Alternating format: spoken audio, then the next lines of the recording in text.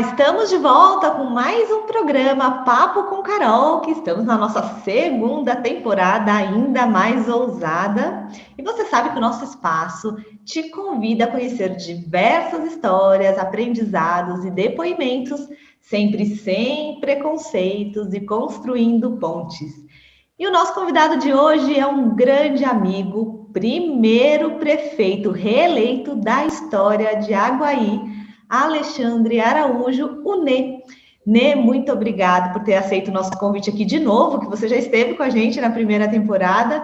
E me conta uma coisa, já que é o seu segundo mandato como prefeito aí, reeleito de Aguaí, qual é a diferença de governar um município antes da pandemia, em tempos mais ou menos normais, né, que no Brasil nunca é normal, e agora em plena pandemia?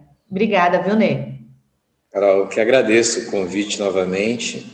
Ser reeleito em Aguaí é uma responsabilidade adicional, porque, de fato, os prefeitos anteriores que saíram não conseguiram a reeleição. Para mim, foi uma grata satisfação, mas com uma responsabilidade redobrada, né? As pessoas apostam em você e você não pode decepcioná-las, e meu trabalho é tentar entregar tudo aquilo que eu me comprometi, e tenho certeza que a gente vai conseguir fazer. E agradecer mais uma vez pelo convite seu. A pandemia, Carol, ela nos trouxe uma série de novas experiências, né? Aguaí, sem estrutura hospitalar completa, disponível, ela trouxe muita dificuldade adicional, né? Você ter que aliar saúde e economia e convencer as pessoas que uma coisa não atrapalha a outra, pelo contrário, você precisa ter saúde das pessoas para que elas possam viver, trabalhar e consumir e, consequentemente, a economia respirar, né? Em razão até do que a gente tem vivido no país, uma desinformação extraordinária. As pessoas não sabem como é que o vírus se comporta, como a doença acomete as pessoas, quais as consequências, dos porquês a gente reduzir restrição e aí, eventualmente, fechar os comércios, enfim, trouxe muito problemas. Por outro lado, o desafio dos prefeitos é fazer com que a máquina continue funcionando diante de toda essa diversidade. E aqui eu confesso a você que a gente tem conseguido, com muito sacrifício, aliar essas duas coisas, né? Tratar da pandemia, continuar com as obras, a cidade continua funcionando e a gente vai tropeçando dia a dia aí, tentando levar. Mas, né, eu acho que isso é uma característica da sua gestão, né? Nas gestões anteriores do seu município, a gente via assim, Aguaí como um município mais quietinho, pensando mais em zeladoria, assim, falando de uma forma bem leve. E a gente sentiu que as últimas gestões, incluindo a sua principalmente, ela trouxe um ar de empreendedorismo, de jovialidade, que levou a Aguaí para um outro patamar, né? Inclusive levando muitas empresas para aí, muitos projetos culturais. Qual que é o segredo, qual que é o caminho para fazer uma gestão tão moderna? Carol, primeiro, na primeira candidatura, eu me preparei muito com relação a entender Aguaí. Por ter ficado também muito tempo fora, eu já tinha me desconectado um pouco do dia a dia da cidade. Eu vivia Aguaí de final de semana, minha casa, a casa da minha mãe, e acabou, né? Você acaba não vivendo o dia a dia. Mas eu mergulhei na cidade, eu e um grupo de amigos fizemos um belo diagnóstico do município para entender a estrutura da cidade, o funcionamento dela, suas carências, suas potencialidades. E nós chegamos à conclusão de que, naquele momento, a gente teria que fazer um trabalho de resgate primeiro do município, organização, para que a gente pudesse dar os próximos passos, e tudo isso aliado a um programa de desenvolvimento econômico e qualificação profissional muito forte. E eu confesso a você que eu estou muito satisfeito de ver hoje, olhando para trás, o resultado desses primeiros 4 anos, que a gente conseguiu fazer aquilo que a gente se propôs. Você tem uma ideia, nós cumprimos 98% do plano de governo que a gente escreveu lá atrás. Mas fizemos um plano de governo realista, em cima de uma pesquisa de diagnóstico, de muita discussão, e eu tenho uma amiga, professora de gestão lá na USP, que ela me dizia o seguinte, ela me chama de Alezinho. Ale, feijão com arroz bem temperado. Não queira inventar a roda, a tua cidade não vai suportar invenções. Vai lá e faz o feijão com arroz bem temperado, e a gente acha que a gente cumpriu. Agora, tem uma variável que a gente precisa considerar e relevar isso. Nós buscamos um processo de profissionalização da gestão muito forte. Eu trouxe para trabalhar conosco secretários todos, sem exceção, experientes em outras gestões públicas. Pessoas que viveram experiências privadas, que vieram para a gestão pública, maioria absoluta aposentados, portanto, não necessariamente que os salários aqui em Aguaí são relativamente baixos, não são atrativos para você trazer um profissional mais profissionalizado, mas a gente conseguiu aliar isso, né? Experiência, profissionalismo, e a gente veio também capacitando a máquina pública, porque as pessoas esquecem que para a prefeitura ou o órgão público funcionar bem, ela tem que estar bem azeitada, a estrutura, as pessoas têm que estar bem qualificadas, têm que estar estimuladas, porque também nós não temos plano de carreira, nós estamos escrevendo isso agora, então a gente veio fazendo um resgate. Nós criamos aqui uma escola de governo na estrutura da prefeitura para fazer a estratégia de qualificação profissional. Nós não temos cargos comissionados aqui, dos 30 e poucos existentes, a gente lotou 8 cargos, todos os outros demais cargos de chefia da prefeitura são profissionais da máquina pública. E isso ajuda, porque você demonstra, primeiro, a interferência política partidária e do dia a dia, que isso traz algum transtorno para dentro da estrutura pública. Então, a gente procurou blindar a administração dos interesses políticos legítimos. Entretanto, se você der muita atenção aos interesses políticos legítimos, você não administra, porque você precisa enfrentar interesses também legítimos e ilegítimos, você precisa dizer muito não. Eu passo o dia aqui dizendo não e explicando os porquês, mas blindando a máquina pública dessas interferências externas que acabam por postergar muita coisa, né? Então, a gente assumiu um risco de acelerar o ritmo e desagradando algumas pessoas, mas está indo bem. A gente acho que uma frase bem antiga e conhecida é que política é a arte do possível, né? Mas eu acho que você faz bem além do possível, viu, Ney? Porque, assim, desagradando, você agrada muita gente com essa gestão.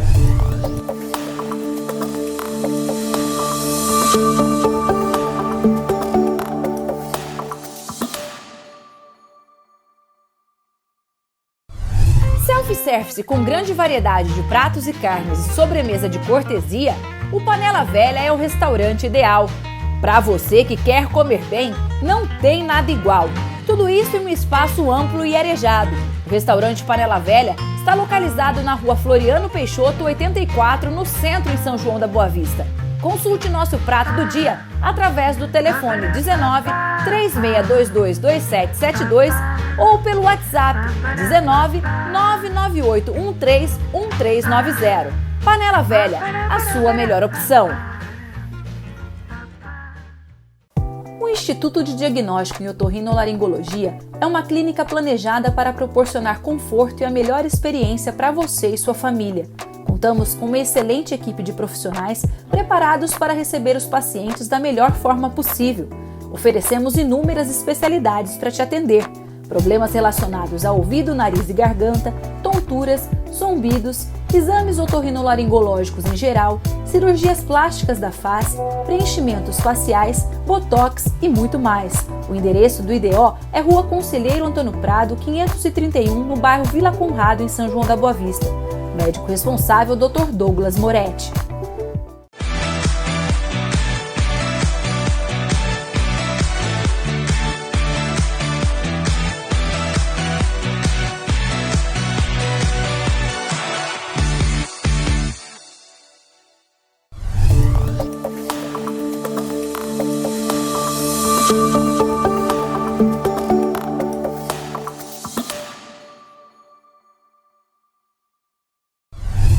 E, né, assim, nesse projeto que vocês fizeram antes de assumir na primeira candidatura, quais os principais gargalos, quais os principais desafios que vocês notaram em Aguaí?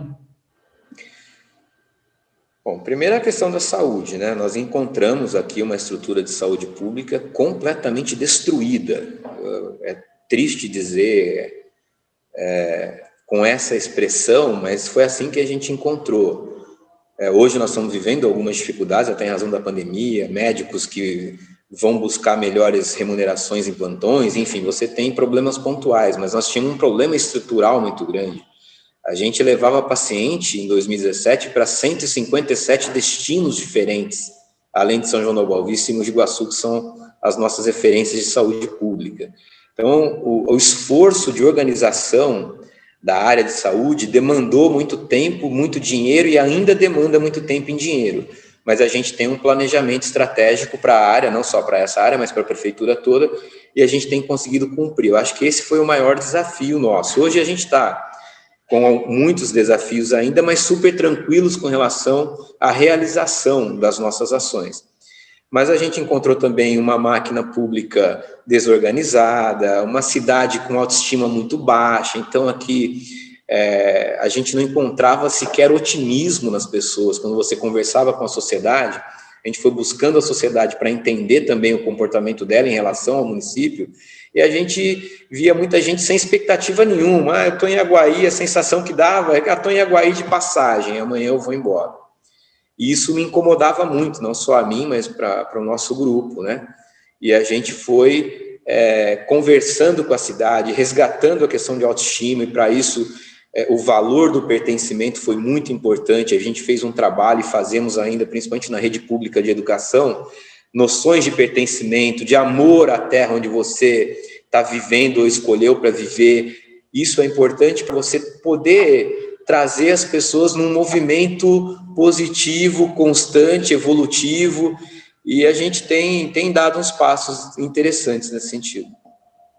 Que legal, não? Isso faz total sentido, né? E assim, eu te perguntei dos desafios de antes, e no seu discurso de posse esse ano, né, agora em 2021, você falou que 3 matrizes conduziriam a gestão, essa sua nova gestão, que é desenvolvimento econômico, qualidade de vida e sustentabilidade. Explica um pouquinho para a gente, né?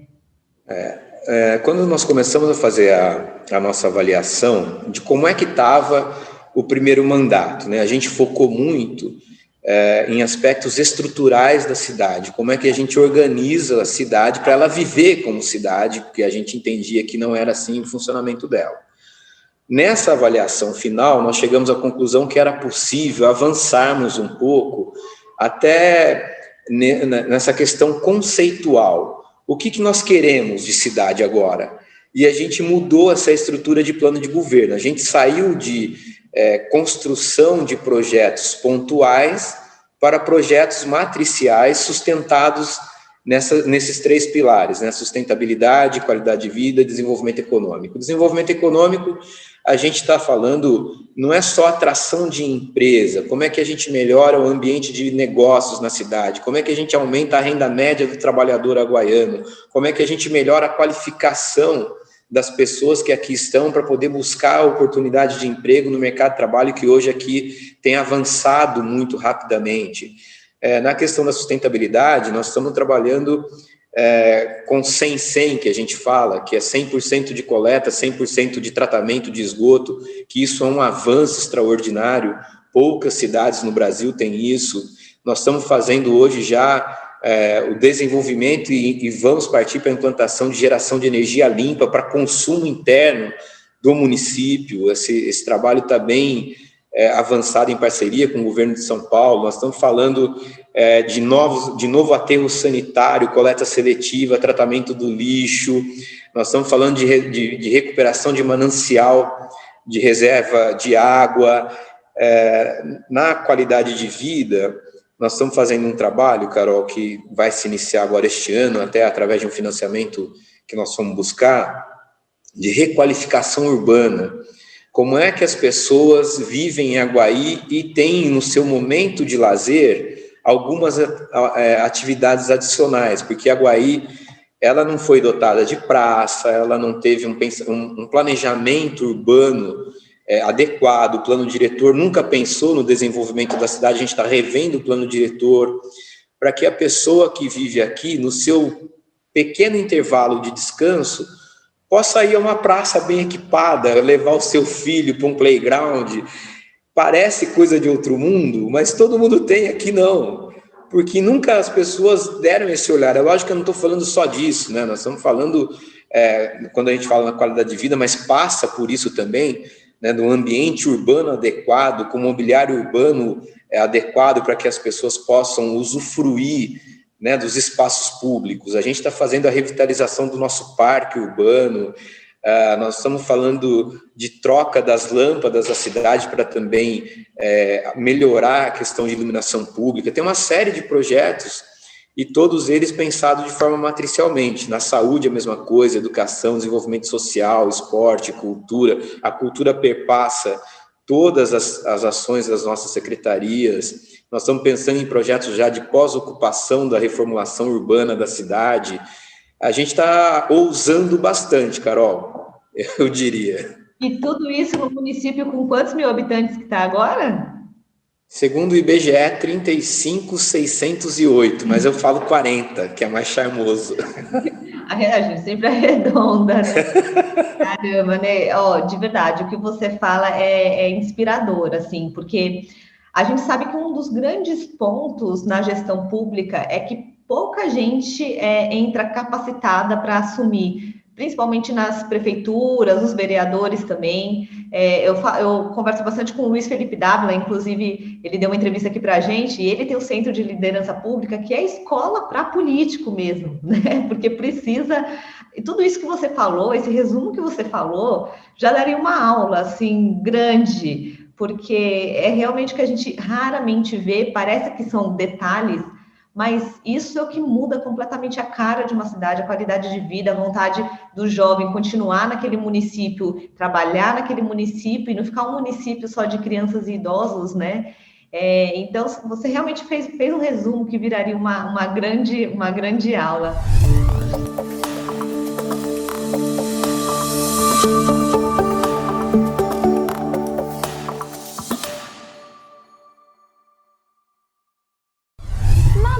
Sabor de uma pizza assada no forno a lenha. Acompanhada de um chopp Brahma gelado é ainda melhor. E não é só isso. Só no restaurante Choperia Casarão você encontra opções variadas à la carte disponíveis no cardápio todos os dias. O restaurante Choperia Casarão está localizado na Rua Prudente de Moraes, 67, no centro, em São João da Boa Vista. Você também pode receber as delícias do Casarão na sua casa. É só ligar 19 3633 4426 ou pedir via WhatsApp 19 984 58 0594. Vem pro Casarão! No começo foi estranho, mas agora usar máscara já virou hábito, virou até moda. Cada um usa de um jeito, do seu jeito. Tem máscara que combina com a roupa, com a cor do cabelo ou com a cor dos olhos, mas todas combinam com proteção, com saúde, a sua e a dos outros. Continue fazendo sua parte. Fique em casa e sempre que precisar sair, use máscara. Máscara salva vidas. Vem pro digital, um combo imperdível, um combo sem igual. Combo digital só na Conexão. É tudo fibra. É internet mais streaming de filmes e séries por R$ 49,90 nas 3 primeiras mensalidades. Conexão.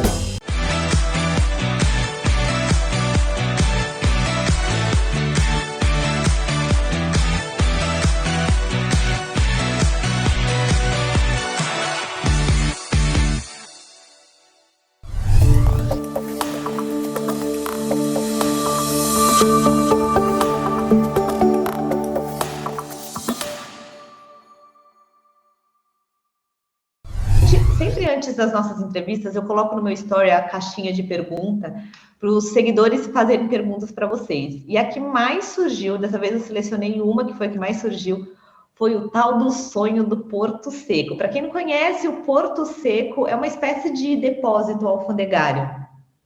E seria um depósito fora dos portos principais e próximo de regiões com grandes volumes de importação e exportação. Esse sonho é um sonho seu também? Você acha viável ou não? Traria bastante recursos para o município? Traria. É um projeto, Carol, ele é um projeto mais de longa maturação, porque envolve são atores muito grandes, né, que você acaba envolvendo para poder implantar um porto seco. Entretanto, a Guaí, ela tem todas as características de logística para poder oferecer estrutura para um porto seco. A gente está muito próximo das principais rodovias do país, a gente está entre os aeroportos de São João da Boa Vista, Campinas e Pirassununga, e nós temos aqui a ferrovia que corta a Guaí de norte a sul e que faz toda a ligação do centro-oeste ao Porto de Santos. Nós estamos fazendo uma série de conversas, já projeto estruturado, com a Invest São Paulo, que é a Agência de Desenvolvimento do Governo de São Paulo, com a VLI, que é a concessionária da exploração do serviço ferroviário, e com algumas indústrias aqui do entorno de Aguaí, e inclusive de fora do estado, principalmente nas bordas das Minas Gerais, aqui na divisa nossa, porque a gente tem demonstrado a essas empresas que o processo logístico que passa pela exportação e importação pode ter uma redução de custos e aumento de eficiência e qualidade quando você coloca a variável ferroviária nessa equação. E já muitas empresas têm conversado conosco para poder participar desse processo. Ele tem uma variável delicada, que é a questão da concessão junto à NTT, e você tem que ter uma discussão com a Agência Nacional de Transportes em razão do contrato de concessão que fala dos pontos de embarque e desembarque. Aguaí é um dos pontos definidos lá atrás, em 96, no plano de concessão das ferrovias, de embarque e desembarque. Então, a gente já teria um ponto de partida interessante. Por outro lado, você tem que ter da concessionária a predisposição de entrar nesse negócio, porque o brasileiro tem o hábito de fazer transporte por meio de estradas rodoviárias. E a gente sabe que hoje a tendência mundial é você reduzir outros países de primeiro mundo, você sabe disso, a maioria absoluta faz transporte de carga através da ferrovia, inclusive transportando os caminhões através da ferrovia. E a ferrovia nossa tem algumas características que dificultam um pouco o transporte para material para exportação e importação em razão de containers. As nossas pontes que passam por cima da ferrovia não tem gabarito duplo, portanto você reduz a capacidade de transporte ferroviário, você tem problema de bitola ferroviária, bitola métrica e a bitola tradicional, você chega a Sumaré, você tem que fazer transbordo de bitola em razão do trecho das serras, você vai pela capital, você tem slot que não passa durante o trecho urbano, aí você teria que fazer via São Roque. Tudo isso foram problemas que a gente foi superando ao longo desses últimos 3 anos. Em que fase a gente está agora? A VLI está fazendo o processo de renovação da concessão, houve audiência pública no mês passado, né, junto à NTT, e a gente está aguardando, muito provavelmente para os próximos meses, o anúncio da prorrogação ou não da concessão ferroviária, porque não adianta ela declarar a intenção de investimento se ela não tiver a concessão. Isso, se acontecer, e parece que vai acontecer a renovação da concessão, o compromisso da VLI é avançar conosco na implantação desse porto seco. Nós já temos aqui na divisa com Mogi Guaçu um porto seco de açúcar, que vai para exportação. Então, a região de Ribeirão Preto e a nossa região tem aqui em Aguaí silos, que são depositados açúcar a granel, e esse açúcar vai para o trem Santos de exportação. Só que a gente quer ampliar o leque de produtos a serem exportados, que a gente está falando no caso do açúcar, só desce para Santos. A gente está discutindo o que sobe de importação para poder tornar viável também, porque o trem não pode descer cheio e subir batendo lata, que eles chamam. Então, esses detalhes a gente está vendo, mas a gente já fez, pelo governo de São Paulo, levantamento de todos os potenciais importadores e exportadores da nossa região aqui, de São João da Boa Vista, Ribeirão Preto, Mogi Guaçu, Limeira, esse eixo abaixo da Anhanguera até as divisas com as Minas Gerais, indo até Jaguariúna. Esse mapeamento a gente já fez. Então, agora é avaliar a prorrogação da concessão e, de fato, a disposição da VLI de fazer aqui a implantação desse porto seco, que não é nada de outro mundo, viu, Carol? É um porto onde você teria o local para estufar container. Hoje em dia você nem precisa fazer Redex, porque o processo eletrônico de exportação e importação está muito mais tecnologicamente avançado. Você estufaria o container nesse porto seco, faria as guias de exportação. Onde o município ganha? No ISS. Esse é o meu grande desafio. Como é que você gera receita própria através de prestação de serviços? Eu fui um pouco longo, mas aqui o projeto é muito grande. Não, foi extremamente assertivo, porque esse é um tema que eu adoro, e quando a gente começa a estudar e comparar como que o Brasil está atrasado nessa questão de infraestrutura e transporte comparativamente com outros países, principalmente Estados Unidos, tem uma malha ferroviária, quando a gente olha no mapa, você nem enxerga chão, parece que é tudo trem para tudo que é lado. E no Brasil quase que não tem, né? Você vê uma linhazinha de trem aqui descendo, outra por lá, mas assim, e é difícil, eles também têm um mínimo, e o modelo da concessão também inviabiliza muitos tipos de transporte. E eu acho que os Estados Unidos também tem tanto... A malha ferroviária deles é tão extensa também pela forma como começou lá séculos atrás, que foi um estímulo à livre concorrência, a um mercado privado. Então, assim, eles podiam passar ferro onde quer que fosse, eles alugavam espaço, então tinha um estímulo comercial imenso. E aqui no Brasil a gente acabou dando muito mais foco para as rodovias, que são a nossa única saída mesmo, mas muitas delas precárias, né? E a ferrovia ficou lá para trás, hidrovias também, que no Brasil a gente poderia aproveitar muito e pouco tem, mas se Deus quiser, ao longo do tempo aí a gente vai melhorando, né? Inê, eu queria te fazer uma última perguntinha aqui, que está acabando o nosso tempo. Quais são os maiores desafios que você enxerga agora, que a pandemia principalmente trouxe para vocês, assim, na educação? Teve muita evasão escolar, na saúde você já falou que é bem complexo. Quais são os principais desafios que você vê agora para os próximos anos, de fato? A educação é um ponto sensível e muito nevrálgico. Nós fizemos a retomada das aulas assim que houve o primeiro processo agora deste ano de flexibilização. A gente retomou imediatamente as aulas presenciais. A gente está fazendo carga de 25% de sala de aula, de segunda a quinta, sexta-feira 100% à distância, e nós fizemos ao longo do ano passado 100% EAD. Essas crianças, quando voltaram, nós submetemos toda a rede a um teste de alfabetização, de acordo com as séries, né, os anos dessas crianças, e nos alarmou a quantidade de criança que teve regresso no aprendizado. Então, nós estamos fazendo já há cerca de 2 meses, um intensivão de recuperação daquelas crianças que nós identificamos esse regresso. Por outro lado, você tem o desafio de como manter a todos no mesmo nível com aulas seccionadas, com menos gente na sala de aula.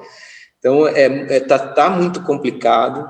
Nós estamos com medo de que, em breve, a gente tenha que ter uma restrição maior dos nossos municípios, porque a taxa de transmissão da doença está aumentando muito, principalmente na nossa região, e isso vai atrapalhar novamente a educação. Mas a gente espera que, com esses intensivões que a gente está fazendo, a gente não deixou ninguém para fora, Carol. Crianças da zona rural, nós fomos até a casa delas.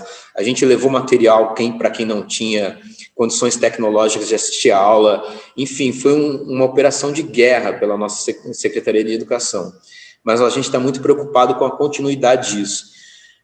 Para resolver, esse país precisa criar juízo e vacinar todo mundo logo, porque não dá para a gente ficar tratando da consequência e não atacar a causa. A causa é a doença e tem cura a doença, que é a vacina. Esse país precisa criar juízo e vacinar as pessoas.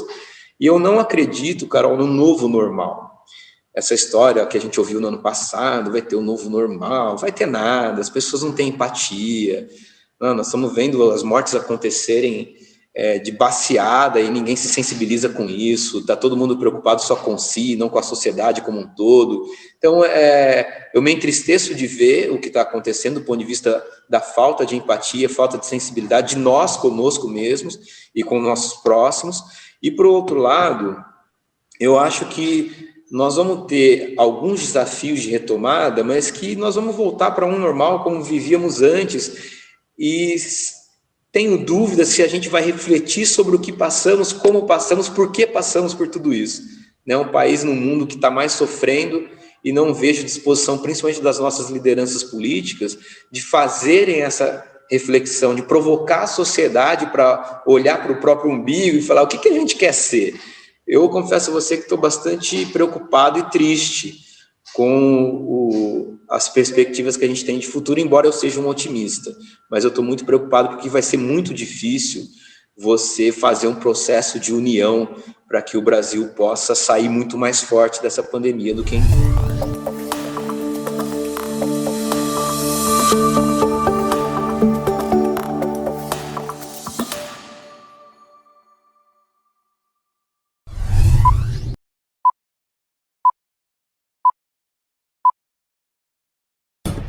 Os fatos que foram destaque no Brasil e no mundo. As principais notícias de São João da Boa Vista e região. Debates e opiniões. A participação do ouvinte. O seu noticiário de todos os dias.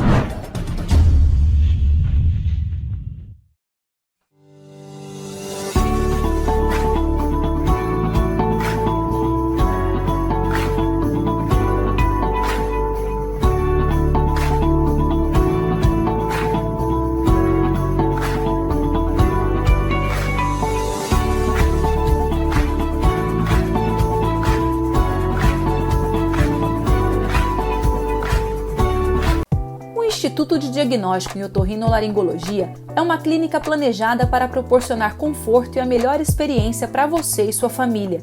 Contamos com uma excelente equipe de profissionais preparados para receber os pacientes da melhor forma possível. Oferecemos inúmeras especialidades para te atender. Problemas relacionados a ouvido, nariz e garganta, tonturas, zumbidos, exames otorrinolaringológicos em geral, cirurgias plásticas da face, preenchimentos faciais, botox e muito mais. O endereço do IDO é Rua Conselheiro Antônio Prado, 531, no bairro Vila Conrado, em São João da Boa Vista. Médico responsável, Dr. Douglas Moretti.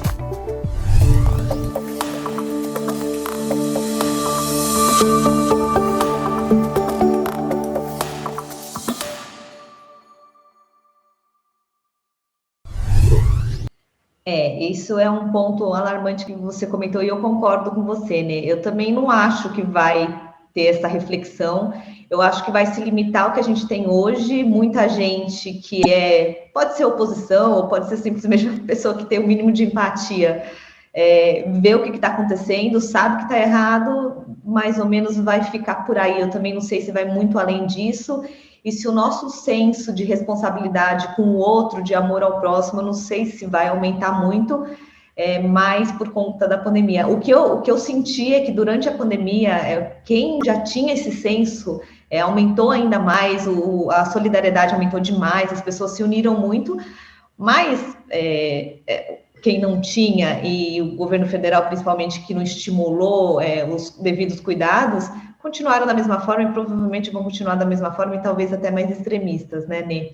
Então, agora você me deu uma deixa para fazer uma última perguntinha aqui que eu fiquei curiosa. Para o ano que vem, eu sei que já pareceu que você não está muito otimista, mas você acha que é possível a tal da terceira via, que vai surgir alguém que saiba unir economia com as questões complexas sociais e falar com o povo? Eu espero que surja, Carol, porque os extremos, seja de direita, seja de esquerda, né, a gente já sabe por experiência própria e fora do país que não são os melhores caminhos. Eu tenho trabalhado muito nesse sentido para que as nossas lideranças, principalmente as lideranças do meu partido, procurem o consenso da terceira via, porque quando você tem dois extremos já muito consolidados, quanto mais você diluir a possibilidade de terceira via, maior a chance dos extremos vencerem as eleições. Eu acho que essas lideranças mais de centro, independente de centro-direita ou centro-esquerda, ou classicamente o centro, enfim, esses conceitos hoje em dia a gente vai passar horas discutindo, mas a expectativa é que eles tenham um pouco mais de altruísmo também. Alguém precisa abrir mão e eles precisam construir um caminho. Não adianta também a gente dizer, os extremos não são bons. Ok, qual é a tua proposta para a gente não ter que optar pelos extremos? E aí precisa também de um senso maior de compromisso com o país, de compromisso com um projeto de nação. Eu acho que isso está faltando muito no Brasil, né? A gente está discutindo nomes de pessoas, eu não vejo nenhuma discussão sobre projetos com relação ao que a gente quer para esse nosso país, que tem um potencial extraordinário, e a gente acaba sempre ficando para trás, né? A gente é uma série de frustração, uma atrás da outra. E quem sabe esse momento da necessidade de surgimento de um nome alternativo possa fazer com que as lideranças políticas também tenham mais sensibilidade com relação ao momento com que o país está passando. A gente viu recentemente o nosso país irmão do Norte, como é que ele se comportou em relação a isso. E teve um efeito muito forte, rápido. Será que a gente está pronto? Será que a classe política brasileira está disposta a fazer esse tipo de pacto político? Será que a sociedade brasileira vai receber bem esses movimentos? É um desafio. Eu espero que os políticos, principalmente as lideranças, eu falo assim, eu sou político, você mas a gente está... Eu sempre falo que eu sou índio, né? Eu não sou cacique, então eu fico esperando com que as lideranças caminhem ou encaminhem soluções nesse sentido, e a gente, na medida do possível, colaborar de alguma forma. Eu espero que surja, Carol. Nesse aspecto, tenho esperanças. Né, Deus te ouça, é o que a gente mais quer, ponderação, arrumar a casa depois desse tempo de turbulência. O Brasil, acho que sempre é muito turbulento, mas a gente precisa realmente de um nome ponderado e de uma pessoa estadista que pense no futuro, não pense só daqui a 4 anos na nova eleição. É o que estamos rezando, é o que estamos trabalhando para acontecer. Nê, eu quero te agradecer de coração, porque tudo isso que você falou é o que você passa para a gente, você passa essa esperança, você passa também esse profissionalismo, esse preparo como gestor público, e a gente sabe muito das tuas qualidades, das tuas competências. Muito obrigada novamente por ter aceito o nosso convite. Eu quero pedir para você que está seguindo a gente aí no Papo com Carol, quer ver mais entrevistas como essa, lembre de curtir o vídeo, compartilhar o canal com os amigos, para a gente continuar fazendo mais entrevistas boas como essa. Nê, muito obrigada de coração e ótima gestão, ótima sorte e vida longa ao Nê. Carol, obrigado pelo convite mais uma vez, a todos que nos assistem. É um prazer sempre grande falar com você. Também eu espero que a gente possa ter nesses processos de renovação pessoas como você também no meio político, que é importante a gente renovar, oxigenar, trazer novas ideias. Isso é muito importante. Eu espero que você também não perca esse desejo de participar da vida pública, que é muito importante. Uma vez que a gente é picado, você sabe como é que é, né? De uma forma ou de outra, no mínimo cidadãos ativos, a gente sempre vai ser. Isso é importante. Obrigada, né? Fica com Deus. Obrigado, você também. Tchau.